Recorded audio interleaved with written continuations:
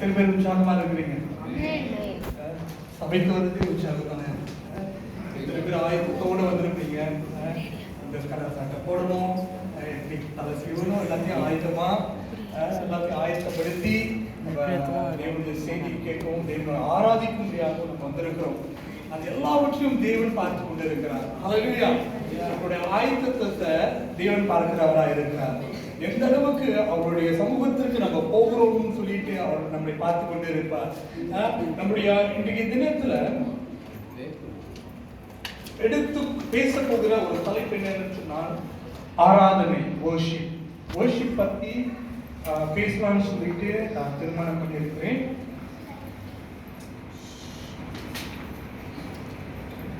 அழகா இருக்கு இன்னைக்கு காஃபிலாம் போட்டு வித்தியாசமா இருக்கு. இதுக்கு கர்த்தருக்கு நன்றி. ஹல்லேலூயா. ஓகே, எடுத்துக்கொள்வோம்.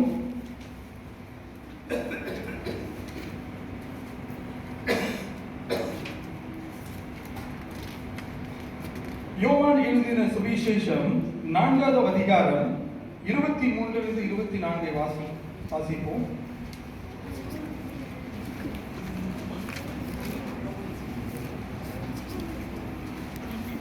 யோவான் எழுதின சுவிசேஷம் 4:23 24. உண்மையாய் தொழுது கொள்ளுகிறவர்கள் பிதாவை ஆவியோடும் உண்மையோடும் தொழுது கொள்ளும் காலம் வரும், அது இப்பொழுதே வந்திருக்கிறது. தம்மை தொழுது கொள்ளுகிறவர்கள் இப்படிப்பட்டவர்களாய் இருக்கும்படி பிதாவானவர் விரும்புகிறார். ஹல்லேலூயா. நன்றி ஆண்டவரே. அப்பா, அந்த சத்தியத்தை ஆண்டவரே வாசிக்கப்பட்டிருக்கிறது ஆண்டவரே, இந்த சத்தியத்தை ஆண்டவரே எங்களுக்கு விளக்கி அண்டை ஆவியானவர் தாமே எங்களோடு கூட இருந்து இந்த விளக்கும்படியாக ஜெபிக்கிறோம். நல்ல நிலத்தில் விதைக்கப்பட்ட ஆண்டவர் இறுதியமாய் விதையாம் ஆண்டவர் எங்களுக்கு ஆண்டவர் எங்கள் இறுதியத்தை பக்குவப்படுத்தும்படியாக ஜெபிக்கிறோம் ஆண்டவரே. நாங்கள் எல்லாரும் ஆராதிக்கும்படியாக எங்களை தெரிந்தெடுத்திருக்கிறோம். அப்படி கரத்தில் ஒப்பு கொடுக்கிறோம். இயேசுவின் நாமத்தில் வேண்டுகிறேன் தகப்பனே. ஆமென், ஆமென். உண்மையாய் தொழுது கொள்கிறவர்கள் பிதாவை ஆவியோடும் உண்மையோடும் தொழுது கொள்ளும் காலம் வரும், அது இப்பொழுதே வந்திருக்கிறது. தம்மை தொழுது கொள்ளுகிறவர்கள் இப்படிப்பட்டவர்களாய் இருக்கும்படி பிதாவானவர் விரும்புகிறார். தேவன் ஆவியாய் இருக்கிறார். அவரை தொழுது கொள்ளுகிறவர்களும் ஆவியோடும் உண்மையோடும் அவரை தொழுது கொள்ள வேண்டும் என்றார். இயேசு கிறிஸ்து இந்த யோவான் எழுதின சுவிசேஷத்துல ஒரு வார்த்தையை சொல்லி இருக்கிறார். நாம் எப்படி ஆராதிக்க வேண்டும் என்று சொல்லி, எப்படி ஆராதிக்க வேண்டும் என்று சொன்னால் ஆவியோடும் உண்மையோடும் அவரை தொழுது கொள்ளவும் அவரை ஆராதிக்கவும் தேவன் விரும்புகிறார். பிதாவானவர் அவரை தொழுது கொள்ளவும் ஆராதிக்கவும் விரும்புகிறவராய் இருக்கிறார். அவரை ஆராதிக்கிறவர்கள் எப்படிப்பட்டவர்களாய் இருக்க வேண்டும் என்று யார் விரும்புகிறார் என்று சொன்னால், இந்த வேதத்துல வாசிக்கிறேன். தம்மை தொழுது கொள்ளுகிறவர்கள் இப்படிப்பட்டவர்களாய் இருக்க வேண்டும் என்று பிதாவானவர் விரும்புகிறார். ஹல்லேலூயா. இந்த வானத்தையும் பூமியும் படைத்த சர்வவல்ல தேவன் அவர் சிங்காசனத்திலே அமர்ந்து நம்மை கவனித்துக் கொண்டு இருக்கிறார். ஹல்லேலூயா.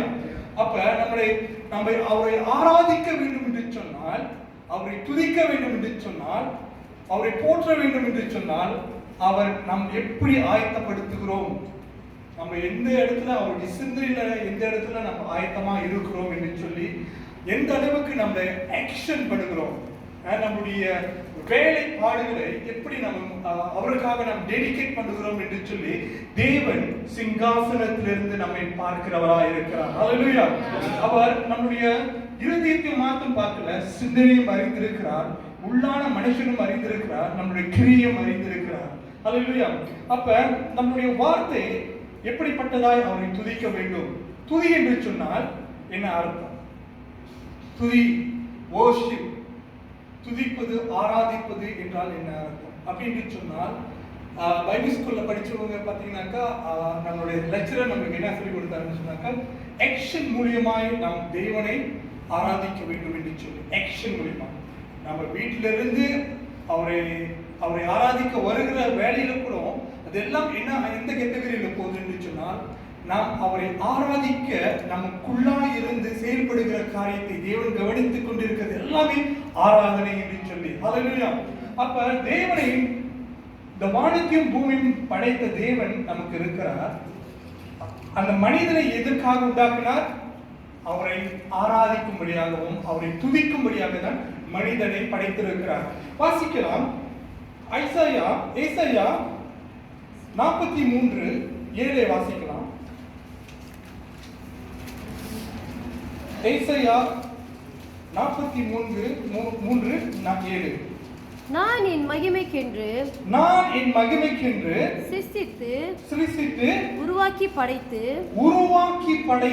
என் நாமம் தரிக்கப்பட்ட யாவரையும் கொண்டு வா என்பேன். நான் என் மகிமைக்கென்று. நீங்கள் எல்லாரும் ஆராதிக்க வரும் பொழுது தேவனின் மகிமைப்படுகிறவராய் இருக்கிறார். ஹல்லேலூயா. அப்ப அவருடைய நான் என் மகிமைக்கென்று சிருஷ்டித்து உருவாக்கி படைத்த என்று அந்த வார்த்தையை நாம் பார்க்கிறோம். அவரை நம்ம மனிதனாய் படைத்தது எதற்காக என்று சொன்னால் அவரை ஆராதிக்கும்படியாக தான். ஹல்லேலூயா. அப்ப அவர் ஆராதிக்க அவர் விரும்புகிறார் என்று சொன்னால் நீங்களும் நானும் நமக்கு இங்க இருக்கிறதே ஒரு ஆராதனை தான். வீட்டில இருந்து, வேலை இடத்துல இருந்து, ஸ்கூல்ல இருந்து எவ்வளோ ஆயத்தத்தோடு வீட்டில் பார்த்தீங்கன்னாக்கா தாய்மார்கள்லாம் பிள்ளைங்களும் வந்து தட்டாப்புட்டான்னு கிளம்பி ஞாயிற்றுக்கிழமைங்க ஸ்கூல் முடிஞ்சு எல்லாம் ஒரு ப்ரிப்பேர் பண்ணி வர வழியிலே பார்த்தீங்கன்னாக்கா பிள்ளைங்களுக்கு ரொட்டி இறங்கும், பிஸ்கட் இறங்கும், ஏன்னா நேரம் பத்தாது. அதெல்லாம் பார்த்தீங்கன்னாக்கா எங்க ஆயத்தமாய் வருகிறார்கள்? தேவனை ஆராதிக்கும்படியாக.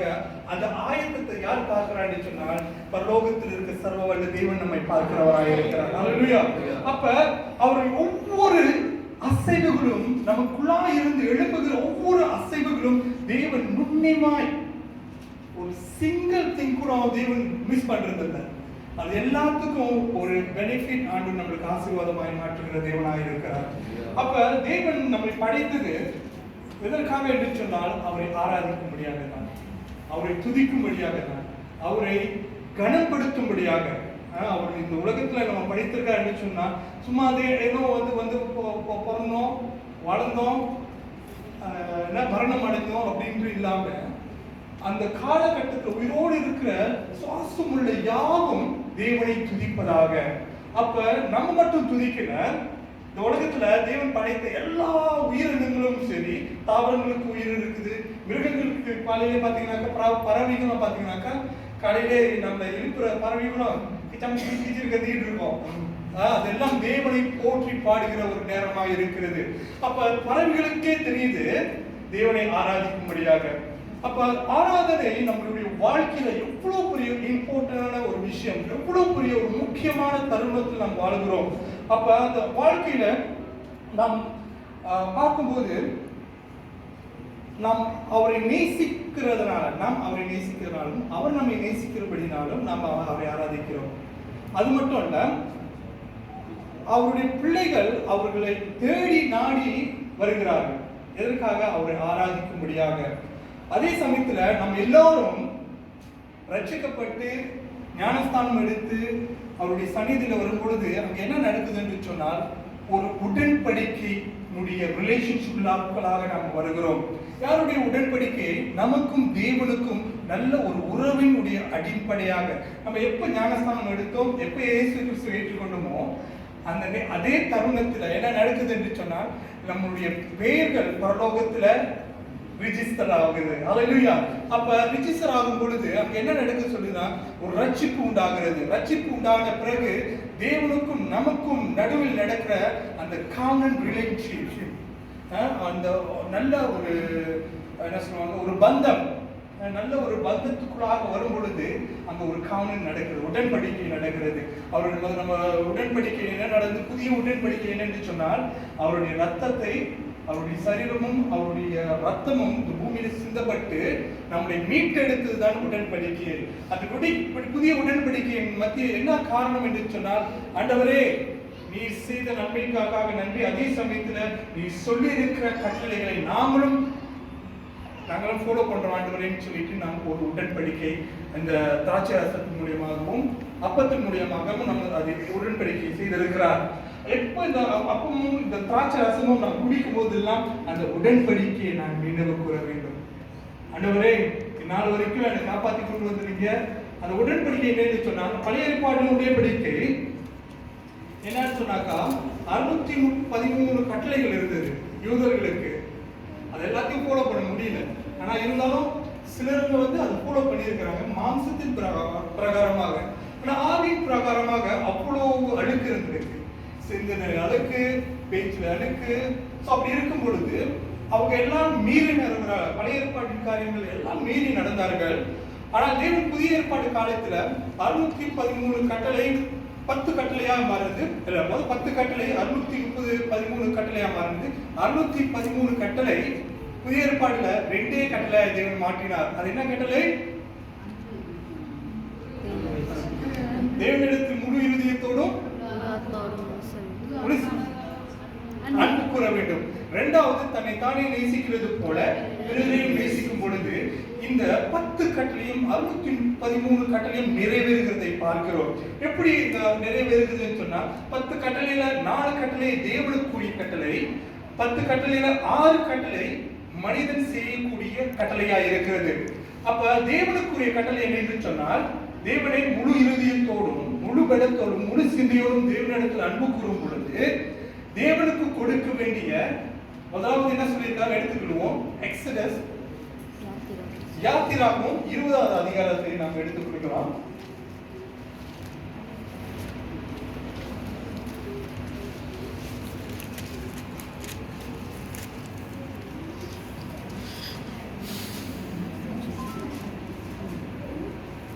யாத்திராகும் 2 வாசிக்கப்படுது. உன்னை அடிமைத்தன வீடாகிய எகிப்து தேசத்திலிருந்து புறப்பட பண்ணின உன் தேவனாகிய கர்த்தர் நானே. என்னை என்று உனக்கு வேறு தேவன் உண்டாயிருக்க வேண்டாம். இது யார் நம்ம கொடுக்கணும்? தேவனுக்கு முழு இருதயத்தோடு அவரை நாம் துதிக்கும் பொழுது, அவரை போற்றும் பொழுது, அவரை ஆராதிக்கும் பொழுது, அவரை வணங்கும் பொழுது தேவனுக்கு என்ன செய்யறோம்?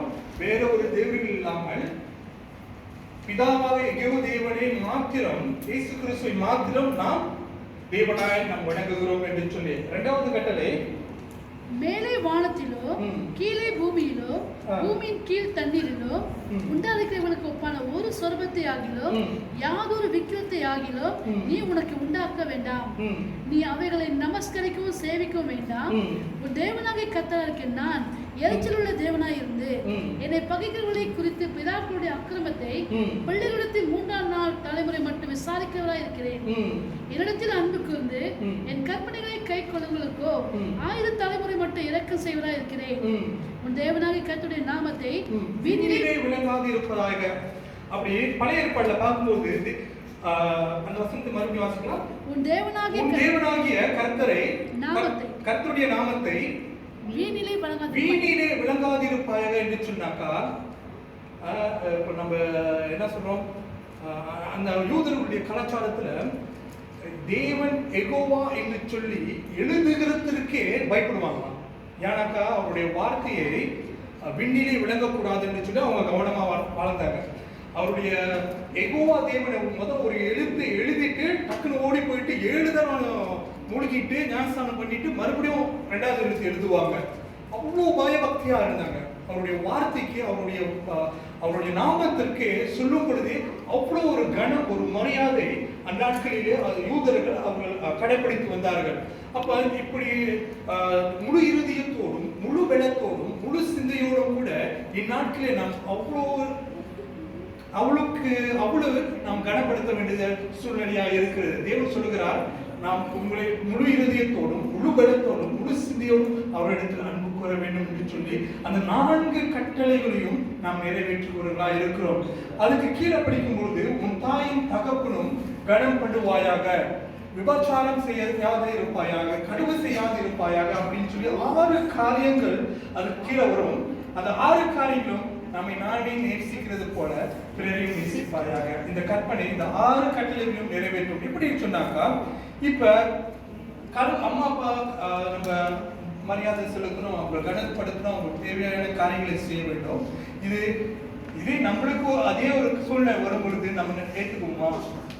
கஷ்டமா இருக்கும். அந்த ஒரு சிந்தனைக்குள்ளாக நாம் கடந்து செல்லும் பொழுது அதை நாம் நிறைவேற்றுகிறவர்களா இருக்கிறோம், அன்புக்குரியவர்களா இருக்கிறோம். இதே என்னுடைய களவு செய்யாது இருப்பாயாக அப்படின்னு சொல்லும் பொழுது என்னோட ஜாமான் யாராச்சும் திருடிட்டாங்கனாக்கா என்னோட சூழ்நிலை எப்படி இருக்கும்? வெளியேற போட்டு ஜாமான் நான் வச்சிருந்தேன், திடீர்னு காணா போயிடுச்சு, என்னோட மன நிலைமை என்னோட சிந்தனை எப்படிப்பட்டதா இருக்கும்? ஐயோ, நான் அவ்வளோ காசு கொடுத்து கஷ்டப்பட்டு வாங்கினேன், யாராவது திருடி போயிட்டாங்களே அப்படின்னு சொல்லும் பொழுது அவனுடைய நிலைமை அவன் நினைச்சு பார்க்கும் பொழுது அவன் தன்னை தானே நேசிக்கிறது போல மற்றவர்களையும் நேசிக்க வேண்டும் என்று சொன்னா அப்பேற்பட்ட சூழ்நிலையில் நாமளும் போய் திருடக்கூடாதுன்னு என்னோட எண்ணம் வரும். அப்ப தன்னை தானே நேசிக்கிறது போல பிறரையும் நேசிக்க வேண்டும் என்று சொல்லி இந்த முழு கற்பனையிலும் தேவன் நிறைவேற்றுகிற சொல்லுகிறவரா இருக்கிறார். அப்ப இந்த 10 கட்டளையும் நிறைவேறுகிறதா இருக்கிறது. நாம் எடுத்துக்கொள்வோம். இப்ப ஆராதனைக்குள்ளாக வருவோம். ஆராதனை என்று சொன்னால் அதனுடைய அர்த்தம் என்று சொன்னால் ஆராதனை என்று சொன்னால் ஹீப்ரூ வேர்ட்ல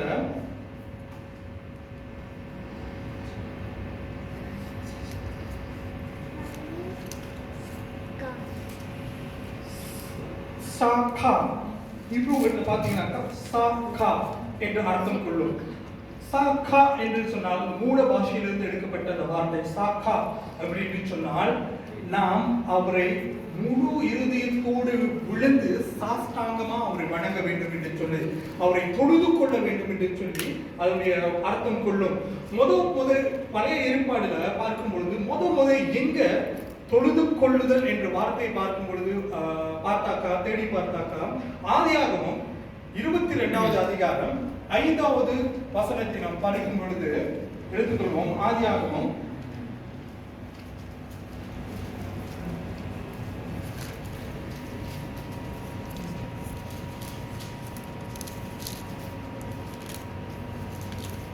22:5. அப்போது ஆபிரகாம் தன் வேலைக்காரை நோக்கி, நீங்க கழுதையை நிறுத்தி இங்கே காத்திருங்கள், நாமும் பிள்ளையாண்டாலும் விடுவிட்டு போய் தொழுது கொண்டு உங்களிடத்தில் திரும்பி வருவோம் என்றான். ஆபிரகாம் தகன பலிக்கு கட்டைகள் எடுத்து தன் குமாரனாக ஈசாக்கி மேல் வைத்து தன் கையிலே நெருப்பையும் கத்தியும் எடுத்துக்கொண்டான். இருவரும் கூடி போனார்கள். அப்போது ஈசாக்கு அப்போது ஆபிரகாம் தன் வேலைக்காரை நோக்கி, நீங்கள் கழுதை நிறுத்தி இங்கே காத்திருங்கள், நான் பிள்ளையாண்டாலும் விட்டு போய் தொழுது கொண்டு உங்களுக்கு திரும்பி வருவோம் என்றார். தொழுது கொண்டு வருகிறோம். அப்ப இந்த ஆபிரகாமுடைய சரித்திர வரலாறு எல்லாருக்கும் தெரியும். இருந்தாலும் நம்ம சொல்றோம். அவருக்கு வயது சென்று ரொம்ப நாள் சென்று அவருக்கு ஒரு ஆண்டவர் வாக்குத்தத்தத்தின்படி ஒரு பிள்ளை பிறக்கிறது. அவர் பேர் தான் ஈசா. பிள்ளை பிறந்த பிறகு அந்த மனிதன் என்ன செய்தான், எல்லாவற்றிலும் மேலாக தன் மகனை நேசிக்க ஆரம்பித்தான். எல்லாவற்றிலும் தேவனுக்கு கொடுக்க வேண்டிய நேரத்தையும் கொடுக்காம மகனிடத்துல அன்பு கூர்ந்தார். தேவனுக்கு கொடுக்க வேண்டிய நேரத்தினுடைய செலவுகளை அவன் அங்கு கொடுக்காம பிள்ளைகள் மேல வைக்கும் பொழுது நாமும் கூட சில வேலையில தேவனுக்கு கொடுக்க வேண்டிய நேரத்தை கொடுக்காம என்ன செய்யறோம், மற்ற இடத்துல நம்ம அன்பு கூறுகிறோம். இப்ப வேலை அதிகமா நேசிக்கிறாங்க, வேலைனாக்கா தேவனை விட்டுருவாங்க. அது என்ன நடக்குதுன்னு சொன்னாக்கா, நாம் அதிகமாய் தேவனுக்கு கொடுக்க வேண்டிய நேரத்தை அதிகமாய் வேற இடத்துல சொல்லும் பொழுது அதுக்கு தேவனுக்கு பிரியமில்லாமல் ஒரு காரியம் அங்கே ஏற்படுகிறது. அப்ப அந்த ஆபிரகாம் ஆண்டவர் சொல்றார், ஒரு நாளைக்கு கூப்பிட்டு சொல்றாரு, ஆபிரகாமே நீ உன்னுடைய வாசிக்கலாம் 2வது அதிகாரத்தை 1வது வசனத்தை வாசிக்கலாம். இந்த காரியங்கள் நடந்த பின்பு தேவன் ஆபிரகாமை சோதித்தார். எப்படி எனில் அவர் அவனை நோக்கி ஆபிரகாமே என்றார். அவன் இதோ அடியேன் என்றான். அப்போது அவர், உன் புத்திரனும் உன் ஏகசுதனும் உன் நேசகுமாரனாகிய ஈசாக்கை நீ இப்பொழுது அழைத்துக் கொண்டு மோரியா தேசத்துக்கு போய் அங்கே நான் உனக்கு குறிக்கும் மலைகள் ஒன்றின் மேல் அவனை தகன பலியாக பலியிடு என்றார். அவ்வளவு நேசிக்கிற ஒரு மகனை பலியிடு என்று சொன்னா யாராவது விட்டு கொடுக்க முடியுமா? எவ்வளவு ஒரு கடினமான ஒரு சூழ்நிலைக்கு இந்த ஆபிரகாம் தள்ளப்பட்டிருக்கும். ஆனா கொடுத்ததே 99 வயசுலயா, 90 வயசுல பிள்ளைய கொடுத்தாரு. அதையும் பிள்ளை வளர்ந்து ஒரு 15 வயசு ஆயிடுச்சு. அப்ப ஆண்டவர் சொல்றாரு எனக்கு பலி கொடு அப்படின்னு சொல்லி. நம்முடைய வாழ்க்கையில எத்தனையோ வருஷ காலமாக தேவனுக்கு முக்கியத்துவம் கொடுக்காமல் வேற இடத்துக்கு நம்ம காரியங்களை செலுத்தும் பொழுது தேவன் என்ன சொல்லுகிறார், எனக்கு அது பலியாக கொடு அப்படின்னு சொல்றாரு. அப்படின்னாக்கா அந்த காரியத்தை நீ வெட்டி விடு, முதலாவது தேவனுடைய ராஜ்யத்தின் நீதியும் தேடுகள் அப்படின்ட்டு வேதம் சொல்லுகிறது. அப்ப பலி என்று சொன்னால் இங்க ஆராதனை, பலியை பாத்தீங்கன்னாக்கா ஆராதனைக்குள்ளதா இருக்கிறது. பழைய ஏற்பாடுல முத இங்க ஒரு ஆராதனைக்காக யாரு போறா, மகனை கூட்டிக்கிட்டு ஈசாவை கூட்டிக்கிட்டு ஒரு மலைக்கு அவர் போறாரு. அதுக்கு என்ன அர்த்தம்னாக்கா ஆயத்தத்தோடு. அவர் ஆண்டவர் சொல்லிட்டாரு எனக்கு பலி செலுத்தணும் அப்படின்னு சொல்லிட்டு, ஆனா இந்த மனுஷன் என்ன செய்தான், ஆயத்தப்படுத்தினான், எல்லாவற்றையும் ஆயத்தப்படுத்தினான். ஆண்டவர் சொன்ன காரியத்துக்கு நான் கீழ்ப்படிவேன் என்று சொல்லி ஆராதனைக்கு போகும் பொழுது முதலாவது அவனுடைய கீழ்ப்படிதல் இருந்தது. ஆண்டவர் சொன்ன வார்த்தையை நம்ம மீறாம நடக்கும் பொழுது அது ஆராதனைக்குரியதா இருக்கிறது.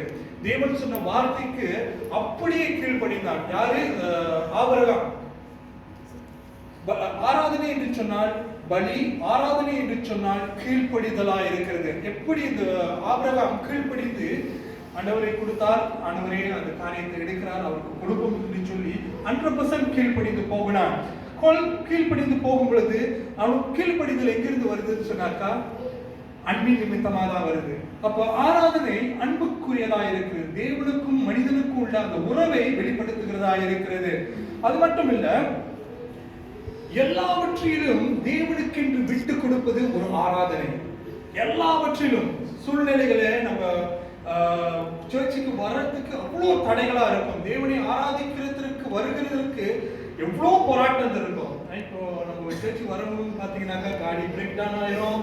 அந்த கால் பண்ணி வச்சான் என்ன இருக்கிற வாடா, என்னோட பர்த்டேடா, வீட்டுக்கு வாடா, கோச்சுவான், சர்ச்சுக்கு போனோடா, சர்ச்சுக்கு போறான். உடனே அவருக்கு பேசுவாங்க, என்ன பேசுவாங்க, கோச்சுடா போலாம் அப்படின்ட்டு அவங்க கோச்சுக்குவாங்க, சொந்தக்காரங்க கோச்சுக்குவாங்க.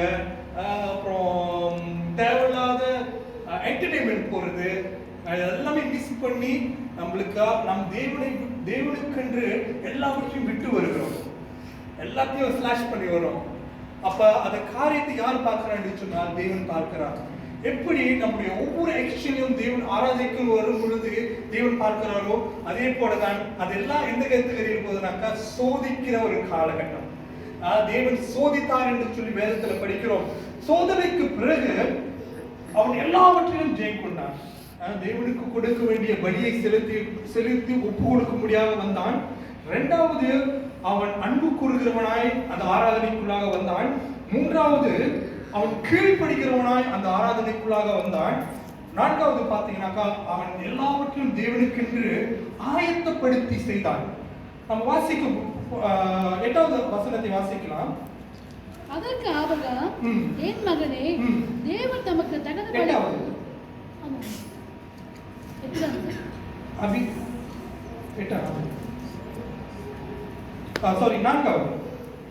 மூன்றாம் நாளே ஆபிரகாம் தன் கண்கள் ஏறெடுத்து பார்த்து, ஆபிரகாம் அதிகாலை எழுந்து தன் கழுதையின் மேல் சேணம் கட்டி பாருங்க ஆயத்தம் செய்கிறான். எங்க ஆராதனை செய்கிறதற்கு அதிகாலமே ஏறி எதை ஆயத்தப்படுத்துகிறாங்க? கழுதையை ஆயத்தப்படுத்துறாங்க. தன் வேலைக்கார 2 வேலைக்காரர்கள் ஆயத்தப்படுத்துறாரு. தன் குமாரனையும் ஆயத்தப்படுத்துறாரு. தகன பலிக்கு கட்டைகளையும் பிழைத்து கொண்டு தேவன் தன குறித்த இடத்திற்கு புறப்பட்டு போனார். ஹல்லேலூயா. அப்ப ஆயத்தம். தேவன் சொல்லுகிற அந்த ஆராதனைக்கு, தேவனை ஆராதிக்கும் முன்பதாக நம்ம என்ன செய்கிறோம் என்று சொன்னால் நம்மை ஆயத்தப்படுத்துகிறோம்.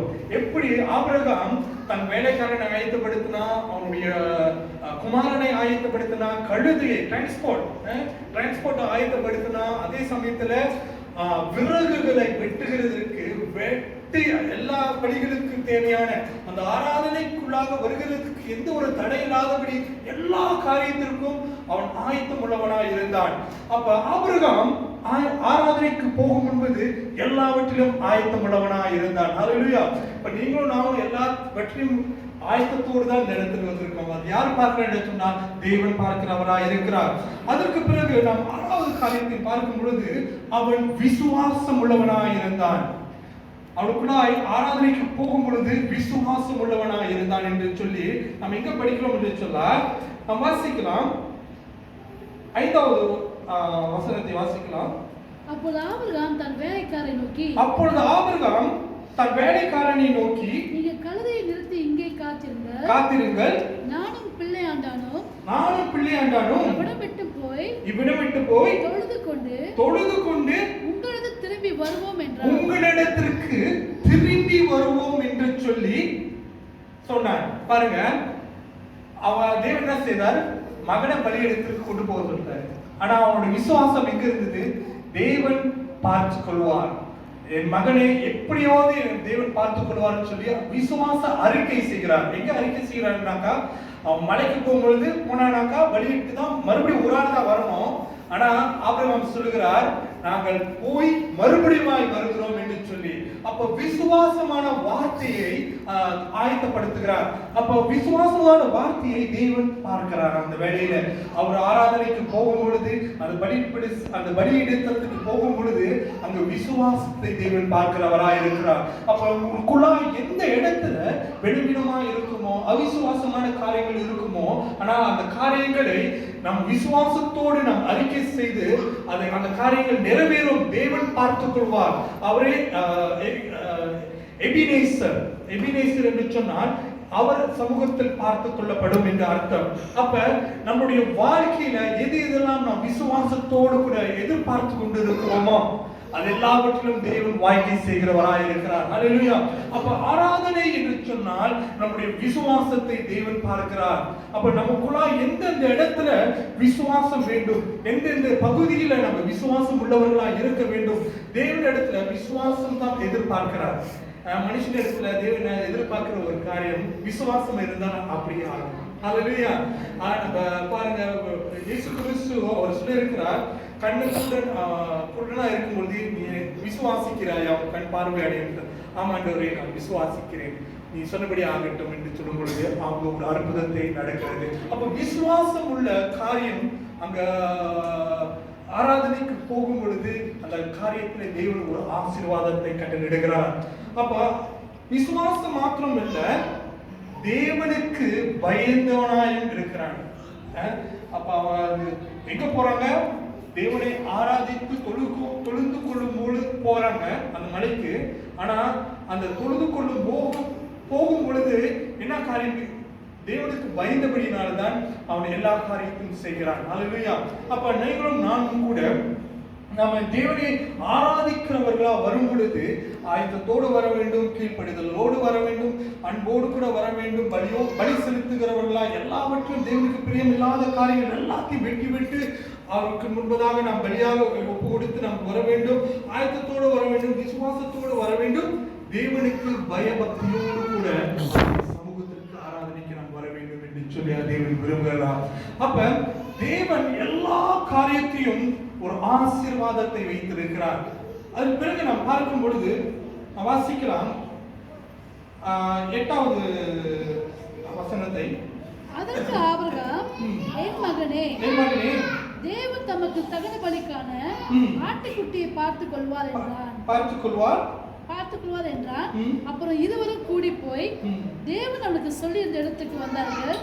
12வது வசனத்தை வாசிக்கலாம். அப்போது அவர், பிள்ளையாண்டான் மேல் உன் கையை போடாதே, மேலே கையை போடாதே, அவனுக்கு ஒன்றும் செய்யாதே, நீ அவனை உன் புத்திரன் என்றோ உன் ஏகசுதன் என்றோ பாராமல் எனக்காக ஒப்பு கொடுத்தபடினால் நீ தேவனுக்கு பயப்படுகிறவன் என்று இப்பொழுது அறிந்திருக்கிறேன். அப்ப தேவனுக்கு பயப்படுகிறேன் என்று சொல்லி தேவன் யார் அறிந்திருக்கிறார் என்று சொன்னா தேவன் அறிந்திருக்கிறார். அந்த மனுஷன் பாருங்க, ஆண்டவர் கடைசி நிமிஷம் வரைக்கும் தேவன் எல்லாவற்றையும் பார்த்துக் கொள்வார். யாருக்காக? தேவனுக்காக செய்கிறேன் என்று சொல்லி எல்லாவற்றும் விசுவாசத்தோடு கூட அவன பயத்தோடு கூட அவன் செய்யும் பொழுது தேவன் இருதயத்தை பார்க்கும் பொழுது அங்கு ஒரு அற்புதம் நடக்கிறது. பாத்தீங்கன்னா 9வது தொடர்ந்து. ஆபிரகாம் தன் கண்களை ஏறெடுத்து பார்க்கும்போது இதோ பின்னாக புதரிலே தன் கொம்புகள் சிக்கிக் கொண்டிருந்த ஒரு ஆட்டுக்கடா கண்டான். அப்போது ஆபிரகாம் போய் கடாவை பிடித்து அதை தன் குமாரனுக்கு அதற்கு பதிலாக தகன பலியிட்டான். ஹalleluya. நம்மளுக்கு ஆண்டவர் எல்லாம் ஆண்டவருக்காக சில காரியங்கள் நம்ம விட்டு கொடுக்கும் பொழுது தேவன் அங்க ஒரு அற்புதத்தை செய்வார். அந்த மலையில ஆட்டுக்கடாவே அங்க இருக்கிறதுக்கு ஒரு வாய்ப்பே இல்லை. சில ஸ்காலர்ஷிப் சொல்றாங்க அந்த மாரி இடத்துல வந்து ரொம்ப கடினமா அந்த மாரி கொம்பு வச்ச ஆடு அந்த இடத்துல வருது. ஆனா தேவன் நினைத்த காரியங்கள் ஒன்றும் தடைப்படாது. எப்பேற்பட்ட காரியங்களும் தேவன் மாற்ற வல்லவராய் இருக்கிறார். அப்ப அந்த காரியங்கள் பலியிடுகிறதுக்கு அந்த மகனை மறுபடியும் தேவன் அவங்க இடத்துல கொடுத்த பிறகு அதற்கு படியாக ஒரு ஆட்டுக்கடாவை அங்க பலியிடுகிறதை பார்க்கிறோம். 14வது வசனத்தை வாசிக்கலாம். ஆபிரகாம் அந்த இடத்துக்கு யெகோவா ஈரே என்று பெயரிட்டான். யெகோவா ஈரே என்று பெயரிட்டான். ஹalleluya. அப்ப நமக்குள்ளாய் காணப்படுகிற இந்த 9 காரியங்களும் எல்லாம் பார்த்தீங்கன்னாக்கா எங்க ஒரு கொண்டு செல்லுதுன்னு சொன்னா தேவனை ஆராதிக்கும்படியாக இப்பேற்பட்ட காரியங்கள் நடந்து கொண்டு இருக்கிறது. நாமளும் எவ்வளவு தடைகளை மீறி நாமும் வந்திருக்கலாம். அதற்கு பதிலாக தேவன் என்ன செய்வார் என்று சொன்னால் நம்மளுடைய தேவைகளை சந்திக்கிற தேவனாக இருக்கிறார். ஹalleluya. நாம் எதிர்பார்க்கிற காரியங்கள் எல்லாவற்றையும் தேவன் செய்கிறவராய் நாம் விசுவாசிக்கும் பொழுது அங்கே ஒரு அற்புதம் நடக்கிறது. வேதத்துல ஆராதனை என்று சொல்லி பார்க்கும் பொழுது முதலாவது எங்க நடந்திருக்கும் ஆராதனை? பரலோக ராஜ்யத்துல பரலோகத்துல ஆராதனை நடந்திருக்கும். நம்ம பரமண்டலத்தினுடைய ஜெபத்தை நம்ம படிக்கும் பொழுது நம்முடைய ராஜ்யம் வருவதாக பரலோகத்தில் செய்யப்படுகிறது போல என்ற அந்த வாசனத்தில் வாசிக்கிறோம். பரலோகத்திலே செய்யப்படுகிறது போல அதே ஆராதனை பூமியிலும் செய்யப்படுவதாக. ஹalleluya. அப்ப நம்ம ஆராதிக்கும் பொழுது பரலோகத்துல எப்படி செய்யப்படுகிறது அந்த ஆராதனை? எப்பேற்பட்ட வார்த்தைகளை அந்த தேவ தூதர்கள் பயன்படுத்துகிறார்கள். இரவும் பகலுமாய் தேவனை பரலோக ராஜ்யத்துல பரலோகத்துல அவர் சிங்காசனத்தில் அமர்ந்து அவர் ராஜாதி ராஜாவாய் கர்த்தாதி கர்த்தராய் அவர் சிங்காசனத்தில் அமர்ந்து இருக்கும் பொழுது அங்க ஜன தூதர்கள் அவரை ஆராதித்துக் கொண்டிருக்கிறார்கள். இரவும் பகலும் அவருடைய ஃபுல் டைமே அங்க worship தான், praise தான் அப்படின்னு சொல்லி நாம் பார்க்கிறோம். அது என்ன வார்த்தைகளை கொண்டு பயன்படுத்தினார்கள், அப்படி என்ன அந்த இடத்துல பரலோகத்தினுடைய காரியங்கள் இருக்கிறது நாம் சற்று நாம் சிந்தித்து பார்க்கலாமாக. எடுத்துக்கொள்வோம். வெளிப்படுத்தின சுவிசேஷம் 4வது அதிகாரம் 8லிருந்து 11வது வரைக்கும் வாசிக்கலாம். அந்த 4 ஜீவன்களும் ஒவ்வொன்று அவ்வாறு சிறகுள்ளவைகளும் சுற்றிலும் உள்ளேயும் கண்களால் நிறைந்தவைகளுமாய் இருந்தன. அவைகள் இருந்தவரும் இருக்கிறவரும் வருகிறவருமாகிய சர்வ வல்லமையுள்ள தேவனாகிய கர்த்தர் பரிசுத்தர் பரிசுத்தர் பரிசுத்தர் என்று இரவும் பகலும் ஓய்வில்லாமல் சொல்லிக் கொண்டிருந்தன. அந்த 4 ஜீவன்களும் ஒவ்வொன்றும் அவ்வாறு சிறகு உள்ளவர்களும் சுற்றிலும் உள்ளேயும் கண்களும் நிறைந்தவர்களுமாய் இருந்தன. அவைகள் இருந்தவரும் இருக்கிறவரும் வருகிறவருமாகிய கர்த்தர் பரிசுத்தர் பரிசுத்தர் பரிசுத்தர் என்று இரவும் பகலும் ஓயாமல் சொல்லிக் கொண்டிருந்தன. ஹல்லேலூயா. அப்ப பரலோக ராஜ்யத்துல அவரை போற்றும் பொழுது அவரை துதிக்கும் பொழுது அங்குள்ள ஜனங்கள் 4 ஜீவன்கள் சொல்லும் பொழுது அதுக்கு மேல நம்ம வாசிக்கும் பொழுது அந்த 4 ஜீவனை யாரை குறிக்கிறது என்று சொன்னால் கிழக்கு மேற்கு தெற்கு திசைகளிலிருந்து 4 திசைகளிலிருந்து கூட்டி எடுக்கப்பட்ட தேவனுடைய வருகைக்கு எடுக்கப்பட்ட அந்த ஜனங்கள் பரலோகத்திற்கு போகும் பொழுது அவர்கள் என்ன எப்படி அவர்களை துதிப்பார்கள் என்று சொன்னால் அவர் சர்வ வல்லமை தேவன், அவர் நித்திய பிதா, அவரே நித்திய பிதா என்ன சொல்லுவாங்க, அவரே பரிசுத்தர் பரிசுத்தர் பரிசுத்தர் என்று சொல்லி அந்த 4 நினைவிலிருந்து வந்த அந்த ஜனங்கள் என்ன செய்வார்கள் என்றால் இரவும் பகலும் ஓயாமல் அவரை ஆராதித்துக் கொண்டிருப்பார்கள் என்று சொல்லி நாம் பார்க்கிறோம். அது மாத்திரமல்ல, முதலாவது 4 அந்த திசைகள் என்று சொல்லும் பொழுது 4 வெஸ்ட் ஈஸ்ட் வெஸ்ட் நார்த் அப்படின்னு சொல்லும் பொழுது 4 திசைகளிலிருந்து எடுக்கப்பட்ட ஜனங்கள் என்று அர்த்தம்.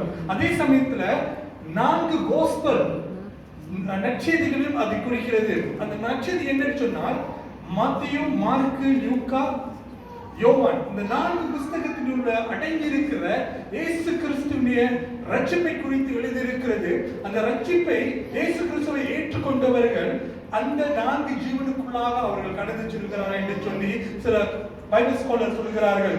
அது மட்டுமல்ல, நாம் வாசிக்கலாம் வெளிப்படுத்தின சுவிசேஷம் 5வது அதிகாரம் 11-13 வாசிக்கலாம்.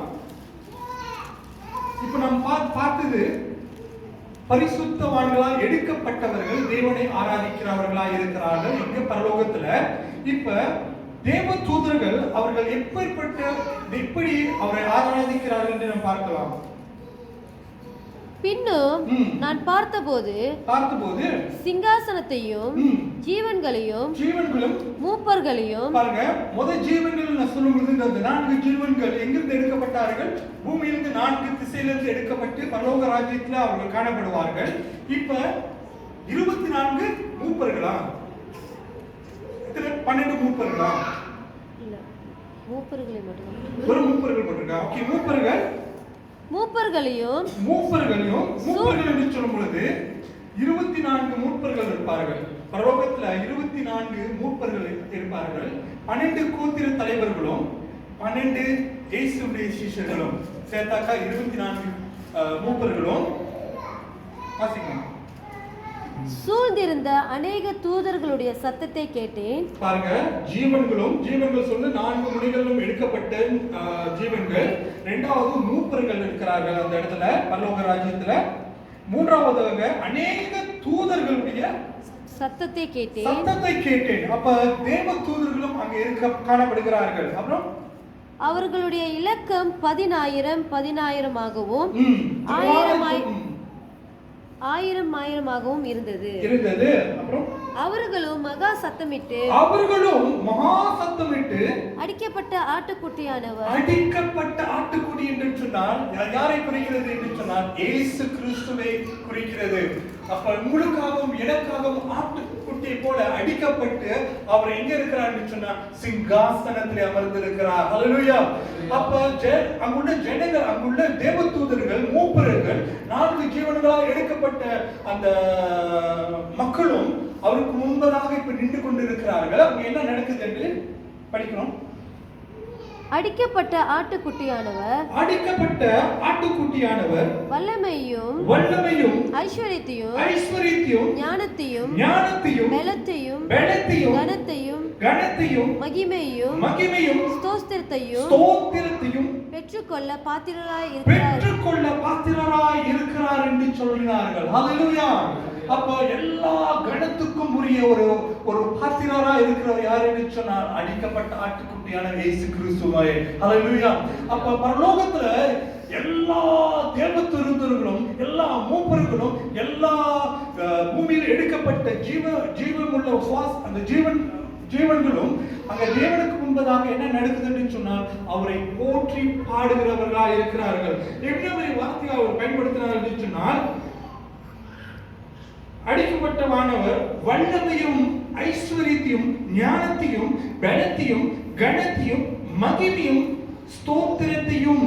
ஹல்லேலூயா. எல்லா துதி கன மகிமையும் யாருக்கு போய் சேருகிறது என்று சொன்னால் இயேசுவானவராக இயேசு கிறிஸ்துவுக்கு மாத்திரம் அந்த மகிமையும் எல்லாவற்றையும் அவர் போய் சேருகிறது. அங்குள்ளவர்கள் எல்லாமே தேவதூதர்கள் என்ன போற்றி பாடுகிறார்கள் என்று சொன்னால் அவரை மகிமைப்படுத்துகிற வார்த்தைகளாக பேசுகிறார்கள். ஹல்லேலூயா. அதுக்கு பிறகு நான் வாசிக்கிறேன் 13வது அதிகாரத்தை.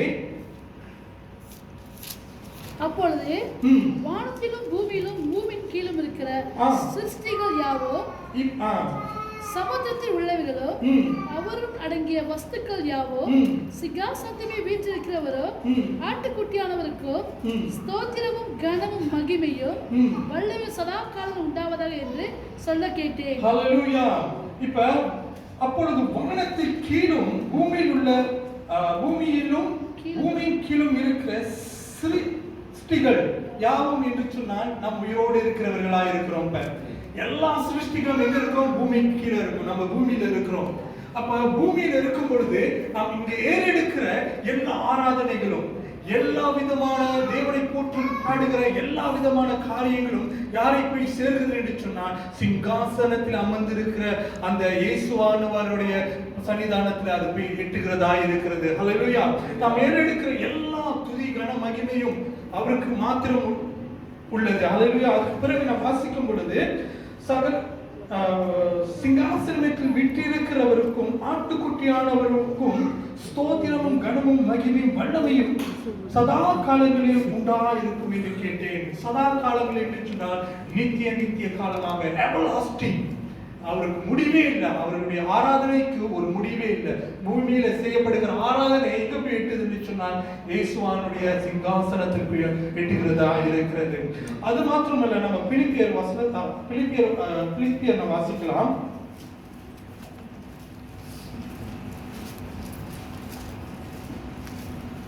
பிலிப்பியர் 2வது அதிகாரம்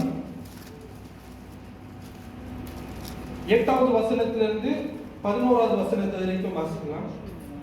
அவர் மனுஷ ரூபமாய் காணப்பட்டு மரண பரியந்தம், அதாவது சிலுவின் மரண பரியந்தமும் கீழ்ப்படிந்தவராகி தம்மை தாமே தாழ்த்தினார். ஆதலால் தேவன் எல்லாவற்றுக்கும் மேலாக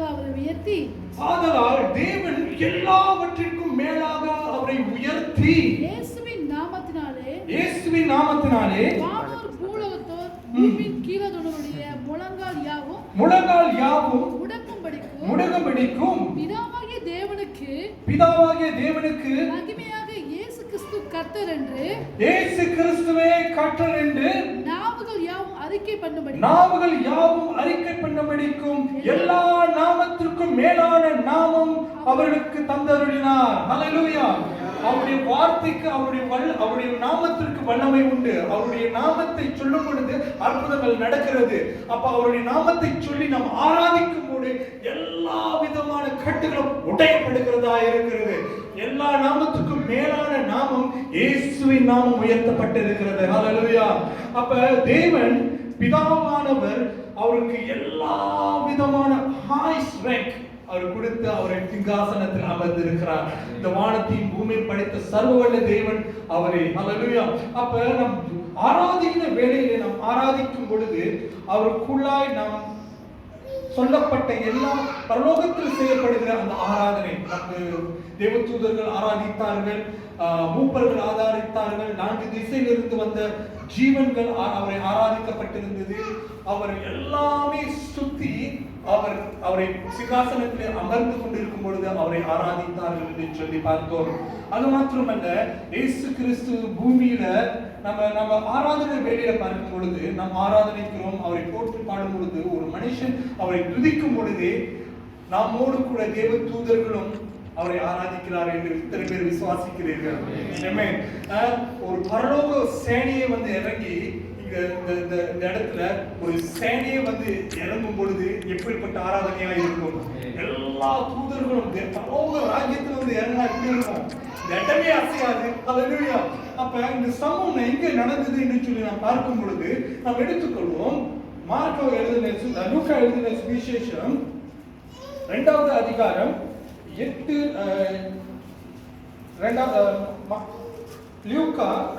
அதிகாரத்தை வாசிப்போம். அங்க என்ன நடக்குதுன்னு சொன்னால், அந்நாட்களை பார்க்கும் பொழுது இயேசு கிறிஸ்து பிறக்கிறார் என்று சொல்லி முதலாவது மேய்ப்பர் இடத்துல, ஆடு மேய்க்கிறவர் இடத்துல ஒரு தூதர் சொல்லுகிறார். அப்ப சொல்லும் பொழுது அந்த இடத்துல சொல்லும் பொழுது என்ன நடக்குது என்று சொன்னால்,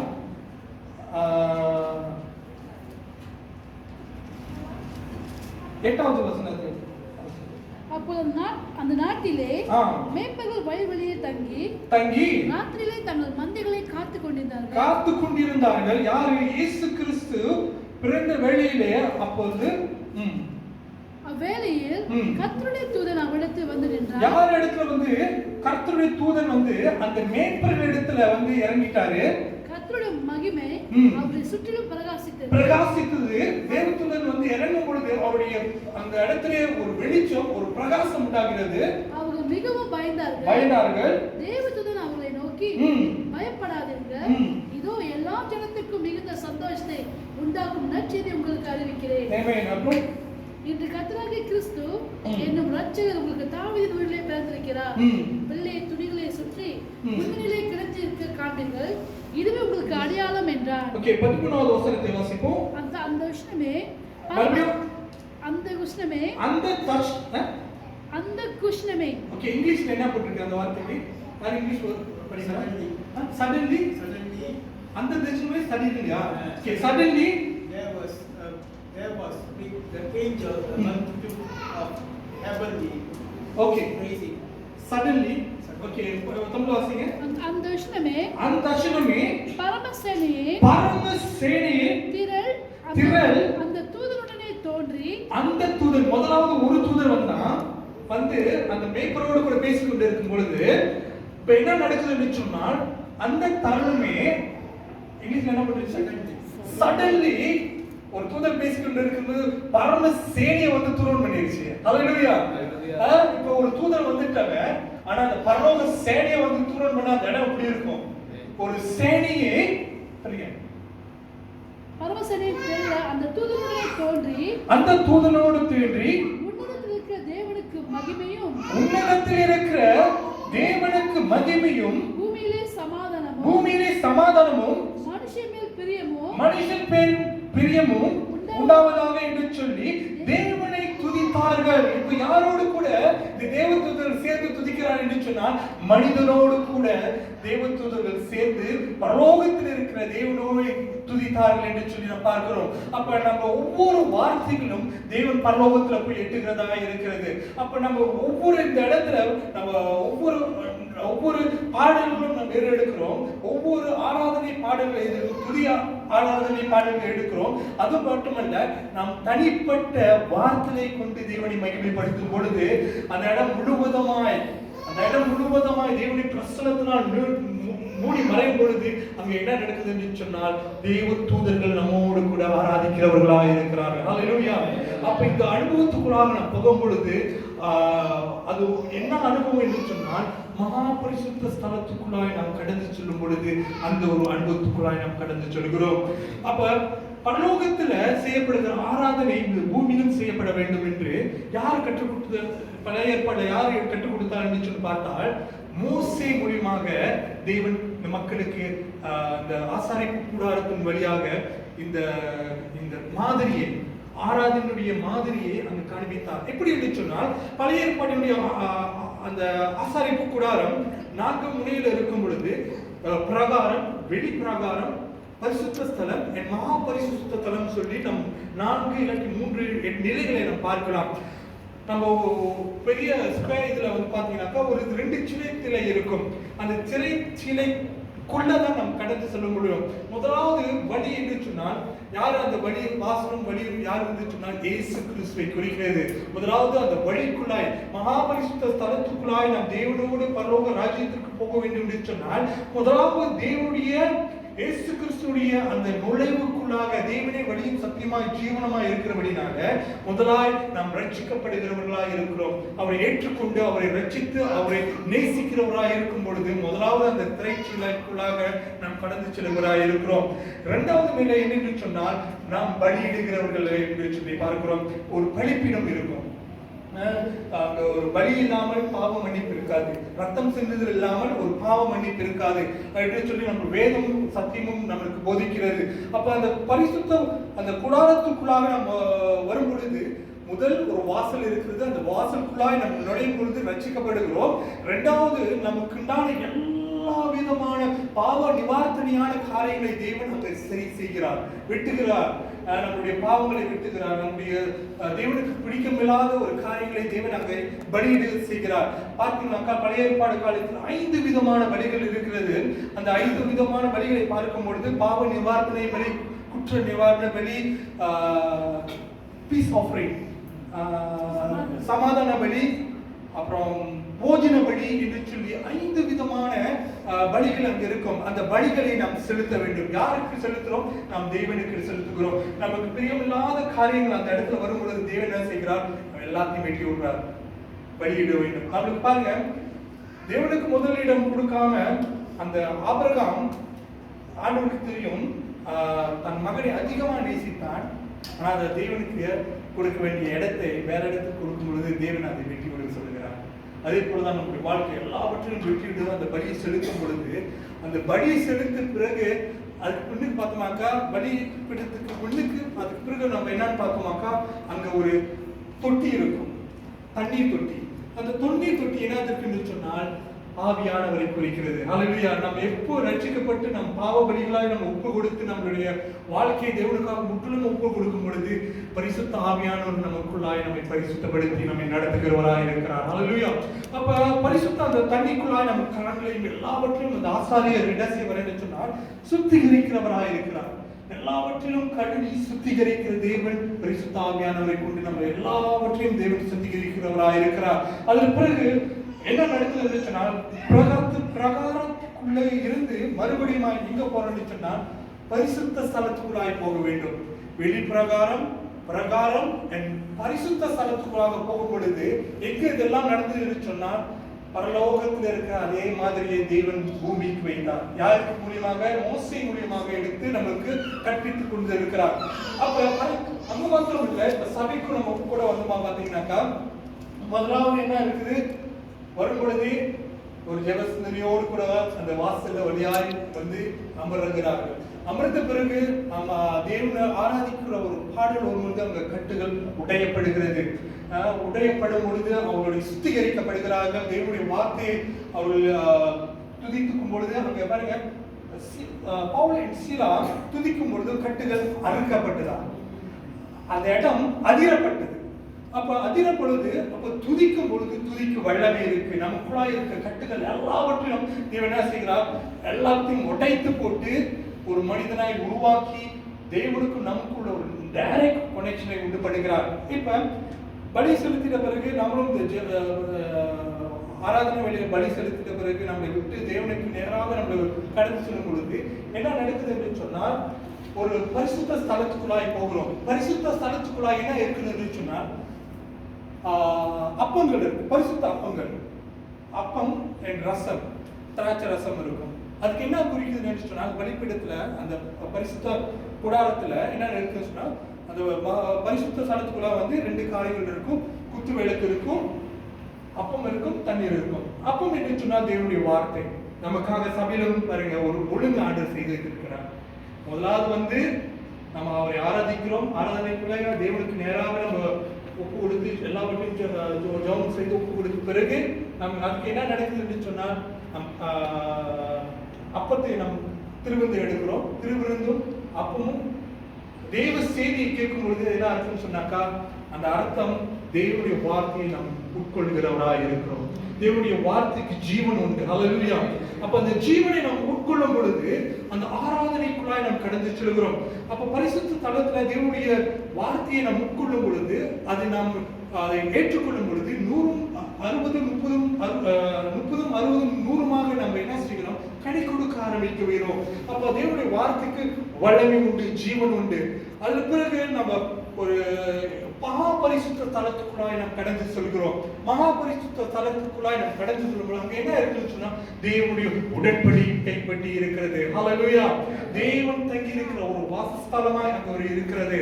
அப்ப அந்த பழைய ஏற்பாடுல தேவன் என்ன செய்தார், மக்களோடு கூட பேசக்கூடிய ஒரு இடம் என்று சொன்னால் அங்க மகா பரிசுத்த தலத்திலிருந்து தான் மோசேயோடு கூட அவர் பேசுகிறவரா இருக்கிறார். ஹல்லேலூயா.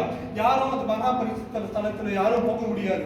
வருஷத்துக்கு ஒரு தடவை தான் ஒரு பிரதான ஆசாரியர் அவருக்குள்ள போக முடியும். அவ்வளவு ஒரு தூய்மையான ஒரு மனுஷனாய் அங்க காணப்பட வேண்டும்.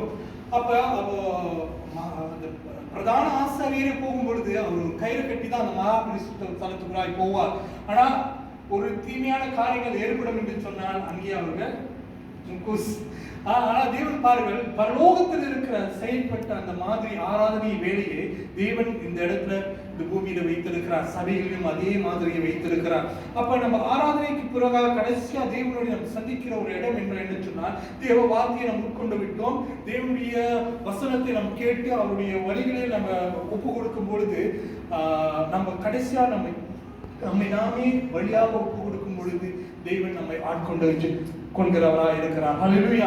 அப்ப நம்மளுடைய பழைய ஏற்பாடுல பரலோகத்தில் இருக்கிற அந்த மோசேக்கு கட்டளையிட்டார், இப்படிதான் நீ ஒவ்வொரு துணியும், ஒவ்வொரு கட்டையும், ஒவ்வொரு மரக்கட்டையும், ஒவ்வொரு காரியமும் ஒவ்வொரு கோலும் இப்படி இருக்க வேண்டும் என்று சொல்லி இன்ச் பை இன்ச்சாய் தேவன் ஒண்ணுமே மிஸ் பண்ணாம அதே மாதிரி எங்க பரலோகத்துல இருக்கிற அதே மாதிரியை பூமிக்கும் கண்டித்தார்.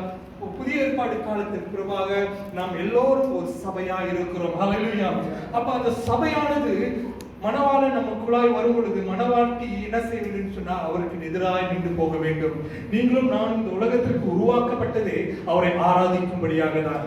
நம்ம ஜீவபலியாய் ஒப்பு கொடுத்து நம்ம கடைசி அந்த ஹார்ட் கால் பண்ணுவாங்கல்ல, ஒப்பு கொடுக்கிற நேரம் எல்லாரும் மண்ணுக்கு வந்து ஒப்பு கொடுக்கும் பொழுது தன்னை தானே சரண்டர் பண்ணிடுவாங்க. ஃபுல்லி ஆண்டவரே நான் என்னை விட்டு கொடுக்கிறேன், ஆண்டவரே நான் மட்டுமாய் செய்த காரியங்களுக்காக என்னை மன்னிக்க ஆண்டவரே, உங்களுடைய வசனம் என்னை காப்பாற்றினது, உங்களுடைய வார்த்தை எனக்குள்ளாய் பாய்ந்து கிரியை செய்கிறது ஆண்டவரே என்று சொல்லி ஒப்பு கொடுத்து அவர் போகும் பொழுது அவருடைய வாழ்க்கையை மாறி தேவன் என்ன சொல்ல மாபரிசுத்த தனத்துக்குள்ளாய் அந்த அனுபவத்துக்குள்ளாய் அந்த மனுஷனை கொண்டு போய் விடுகிறார். ஹல்லேலூயா.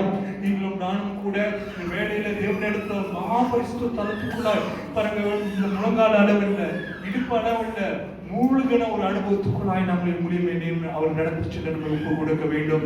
நாம் ஆராதிக்கிற வேலையிலும் கூட நம்மோடு கூட பரிசுத்தமான தேவ தூதர்களும் வந்து ஆராதிக்கும் பொழுது அந்த இடம் அசையும். ஹல்லேலூயா. நம்ம துதிக்க நம்ம ஆராதிக்கும் பொழுது நமக்குள்ளாய் இருக்கிற எல்லா கட்டுகளும் அறுக்கப்படுகிறதா இருக்கிறதா. அப்படியே கண்களை மூடி நாம் எழுந்திரித்து நம்மளை ஒப்பு கொடுப்போமாக. நன்றி ஆண்டவரே.